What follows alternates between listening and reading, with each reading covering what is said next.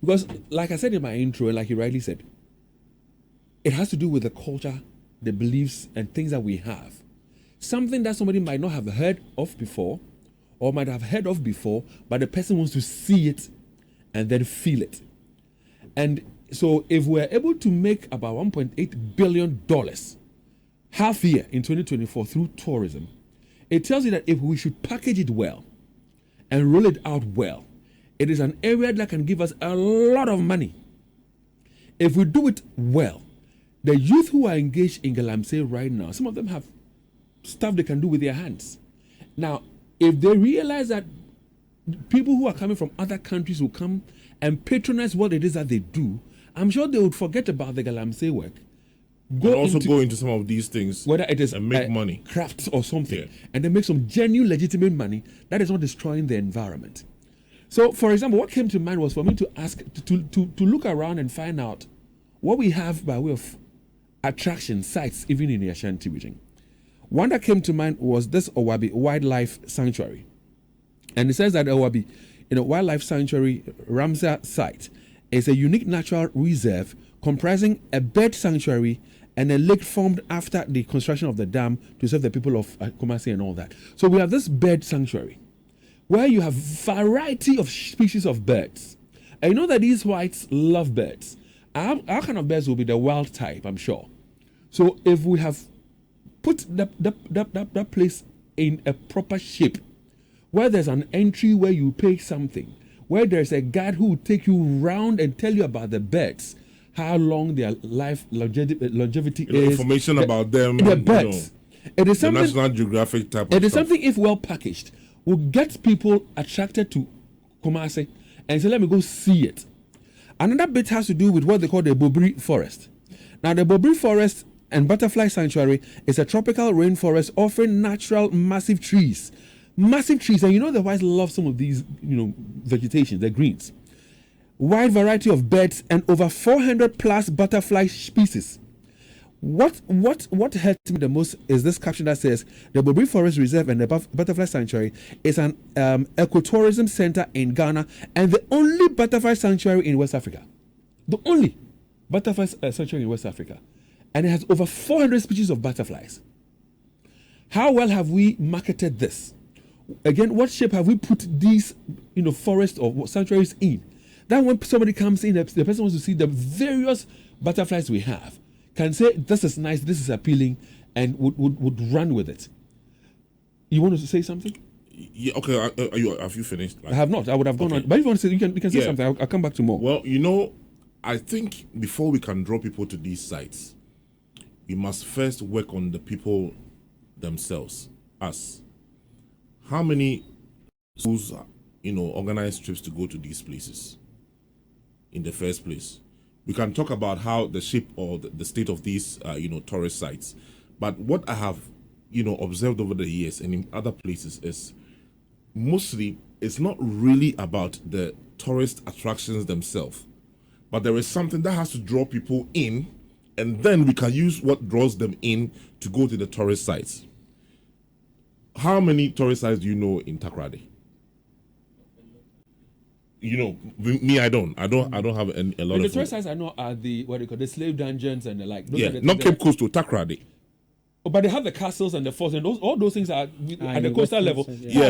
So I wasn't talking about Cape Coast. For Cape Coast, I know it's but Takoradi. They are forts and but castles. Right now, if you mention Takoradi, it is the parade thing that they do. The anchors. The anchors, right? That is bringing people in. Right? If that brings people in, then we can use that one to. So that's going to be the base. Yeah. So let's talk about places like Ibiza. You've heard about that place, right? Yeah. I think it's somewhere in Spain, in some of the islands. It's a party place.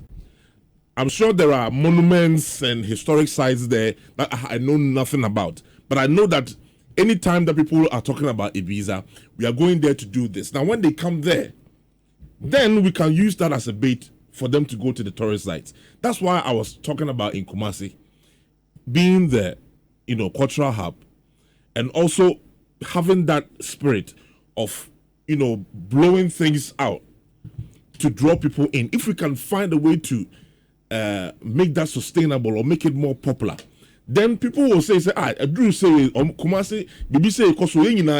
So we can use one of our festivals. Uh-huh. I was even saying to Eugene on the day we had this heated conversation. Now look at the lakeside. It is the biggest man-made lake. Correct me if I'm wrong. Yeah. Yet, how well have we marketed the place to get tourists together? So if the roads to the place are well developed, the trees and the villages that lead to the place, there are stories around them, and we tell those stories. And you get to the lake proper. And in the lake, we have the tilapia and all those things. Imagine you have this big, beautiful ferry. That when you get to the lakeside, and they have some nice hotels now there, it drives, the ferry or the boat or whichever, will take you to the middle of what do you call it, the lake. This ferry has some beautiful lighting system. There's some restaurant on it. Some restaurant, some bar, then the grill. So you're taking tilapia, grilling it. There's some live band music, or you can even decide right now what the young boys are doing. That thing they play, it's a thing kind of a thing. Then somebody comes from wherever, either in Africa or outside Africa, and says, "Oh, I've heard about the largest or the biggest man-made lake, and there are stories behind them. I'd like to learn the story. I'd like to take pictures. I'd like to take some videos." And then at the end of it all, the person sits on this beautiful ferry, gets to the middle of the lake, is enjoying good Ghanaian music. If it's high life, we can bring the Kwampa people, do whatever. And then we'll give them a taste and a feel of local stuff. Why can't we do this and make some huge sums of money? And I'm saying that mid-year, 2024, we made $1.8 billion. So imagine if we put our tourism together well, how much money won't we make from tourism?